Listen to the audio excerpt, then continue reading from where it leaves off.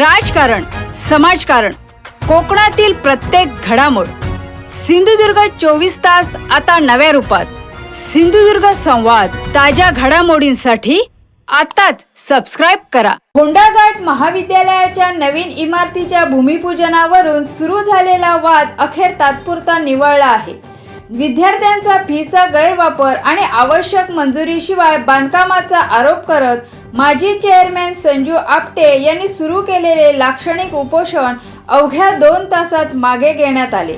23 जुलै रोजी संयुक्त सभा घेऊन विषयावर निर्णय घेण्याचे आश्वासन मिळाल्यानंतर हे आंदोलन स्थगित करण्यात आले.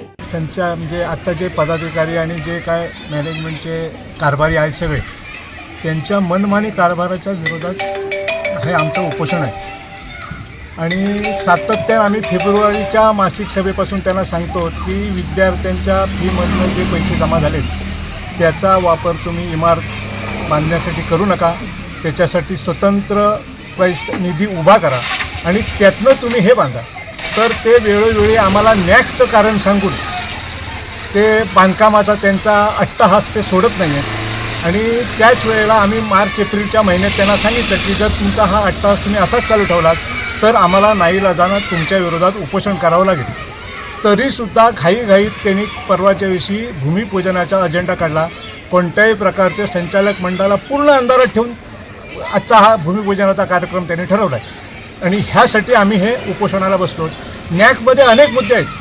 मग स्वतंत्र कॉम्प्युटर लॅब असावी अद्ययावत असा त्याच्यात मुद्दा आहे, किंवा खेळ आणि सांस्कृतिक कार्यक्रमावर कॉलेजने भर द्यावा असा विषय आहे, किंवा अनेक असे मुद्दे आहेत की जे आपण दुर्लक्षित करून फक्त बांधकाम ह्या एका विषयावर येतो परत परत.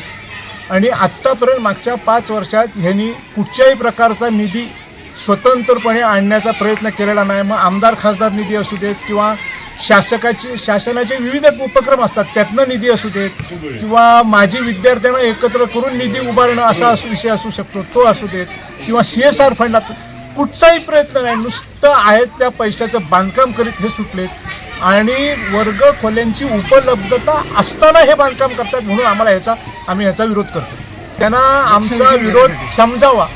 आणि हा सगळ्या सभासदांना 1000 सभासद आहेत आणि ग्रामस्थ आहेत ज्यांची मुलं इथे आमच्या शाळेत शिकत आहेत, त्या सगळ्यांपर्यंत हा मेसेज जावा असा आमचा ह्याच्या मागचा उद्देश आहे. आणि एवढं करूनही जरी त्यांनी आपली मनमानी अशीच चालू ठेवली पुढे, तर आम्हाला ह्या गोष्टींचा परत विचार करून आम्हाला परत उपोषणाला बसावं लागेल.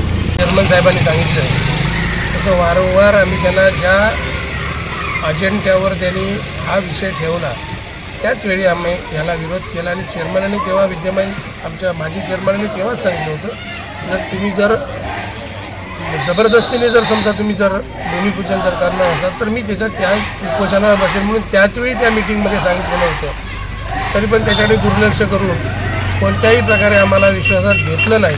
त्याचं प्लॅन इस्टिमेट आमच्यासमोर ठेवलं नाही. आता ते ठेवलं म्हणून सांगतायत, त्यांनी ते मागून आमच्यासमोर ते काय हल्लेलं नाही प्लॅन इस्टिमेट. आणि कुठच्याही प्रकारची चर्चा त्यांनी ह्या विषयात केलेली नाही. किंवा आज त्यांनी भूमिपूजनाचा कार्यक्रम ठेवला, तो भूमिपूजनाचा कार्यक्रम ठरवायच्या अगोदर मॅनेजमेंटची सुद्धा मंजुरी घ्यावी लागते, ही काय घेतलेली नाही. पण मानी प्रकारे त्यांनी हे बांधकाम करण्याचं घाट घातलेला आहे. आणि आमची त्यांना एकच विनंती होती की हे जे पैसे आहेत हे विनाजनीच्या शाखेकडून विद्यार्थ्यांचे पैसे आहेत, तर ह्या पैशातून विद्यार्थ्यांसाठी सुखसोयी अजून ज्या काय गरजेच्या आहेत, ज्या नॅकने मांडलेल्या आहेत त्या कराव्यात अशी आमची मागणी होती.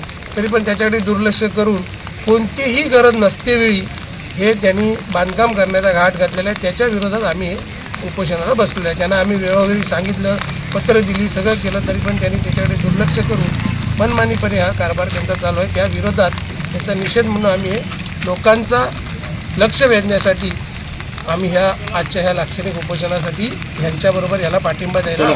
आज या ठिकाणी आमच्या गेटवरती आमचे माननीय संचालक श्रीकांत वसंत आपटे यांनी एका विषयावर उपोषण केलं होतं. लाक्षणिक उपोषण होतं त्यांचं. गेली 7 वर्षाचे चेअरमन होते. त्यांचं उपोषण अशासाठी होतं की तुम्ही जे बांधकाम करता ते बांधकामाला फीचे पैसे वापरू नका. खरं म्हणजे गेल्या 2013पासून आमची विना अनुदान कॉमर्स शाखा आहे. त्या वेळोवेळी संस्थेने त्यांना कॉमर्स शाखेला भरपूर पैसा दिला आहे. तथापि या 4 खोल्यांचं एस्टिमेट 48 लाख रुपये आहे. त्यामुळे 48 लाख रुपये आम्ही संस्था वेगवेगळ्या पहिले 24 लाख आणि 24 लाख वेगवेगळ्या टप्प्यावर गोळा करणार आणि आपण ते बांधणार. मला आज नॅकसाठी जसं माहिती आहे जागतिक स्तरावर नॅक ही मोठी संकल्पना आहे. मागच्या वेळेला आपल्याला बी ग्रेड मिळालेली आहे. हे ग्रेड अपग्रेडेशन होणं महत्त्वाचं आहे. त्यासाठी दरवर्षी प्रत्येक आर्थिक वर्षात खर्च करावाच लागतो. आतापर्यंत आम्ही इतर खर्च केला, मिसलेनियस केला, पण आता आपण इन्फ्रास्ट्रक्चरवर भर देतो. त्यामुळे आपण ही आज भूमिपूजन केलं आहे. त्यांचं म्हणणं आहे उपोषणकर्त्यांचं की तुम्ही ते फीमधले पैसे होणार, फीमधल्या पैशामध्ये इमारतच होणार नाही. आम्ही सगळ्या बाजूने रक्कम उभी करण्याचा प्रयत्न करणार आहे आणि शेवटच्या तळाच्या 2 खोल्यांचं बांधकाम नियोजित वेळेत पूर्ण करण्याचा प्रयत्न करणार आहे. चेअरमन साहेब, आता जे उपोषणकर्ते होते माजी चेअरमन संजू आपटे यांनी आपल्यावरती असा आरोप केला की जो आता तुम्ही भूमिपूजनाचा कार्यक्रम आखला तो तुमच्या कार्यकारी मंडळात किंवा सभेमध्ये न घेता सर्वांना संचालक मंडळाला अंधारात ठेवून तो कार्यक्रम तुम्ही उरकता घेताय. काय म्हणणं आहे तुमचं? याच्यामध्ये कसं आहे, मार्चमध्ये आम्ही जेव्हा प्लॅन एस्टिमेट सादर केलं त्याच्यानंतर अनेक वेळा आम्ही भूमिपूजनाचा कार्यक्रम करण्याचा म्हणत होतो, परंतु आपल्याला माहीत आहे कुशल लेबर मिळत नाही. त्यामुळे वारंवार पुढे होत होतो. अचानक लेबर मिळाले, आता पावसाळ्यात लेबर मिळाले, म्हणून तातडीने आम्ही सगळ्यांना कळवलं. नुसतं ह्यांनाच आपल्या 14 लोकांनाच कळवलं नाही, आमचे जे 15-20 लोक सल्लागार समिती आहेत त्यांनाही कळवलं आणि सगळ्यांच्या वतीनं आज भूमिपूजन केलेलं आहे. हा आमचा शुद्ध आणि प्रामाणिक हेतू आहे. आणि नॅकच्या संदर्भात जी कामं आहे ती आम्ही येत्या काळात करणार आहोत. सिंधुदुर्ग 24 तास आता नव्या रूपात. सिंधुदुर्ग संवाद ताज्या घडामोडींसाठी आताच सबस्क्राईब करा.